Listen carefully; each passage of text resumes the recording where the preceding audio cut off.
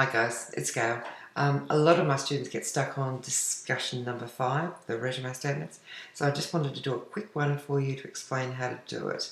In the actual information, you're asked to refer to the action words for resumes. Now that's actually on a previous slide.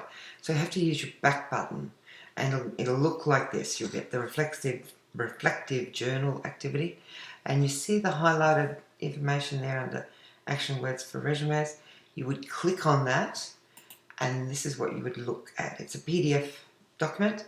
It's 2 pages and of course it doesn't look like this in real life. I've just tried to capture it so that you can see what it looks like, so that you know what you found when you find it. Once you've got your action word list, you're going to develop a statement, 5 statements. They're draft statements.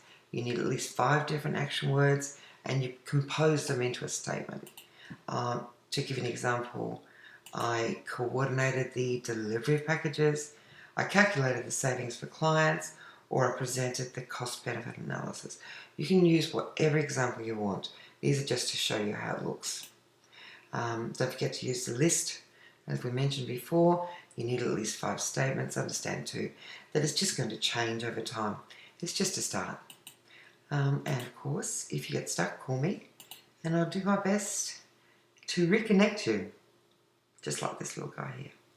Thanks.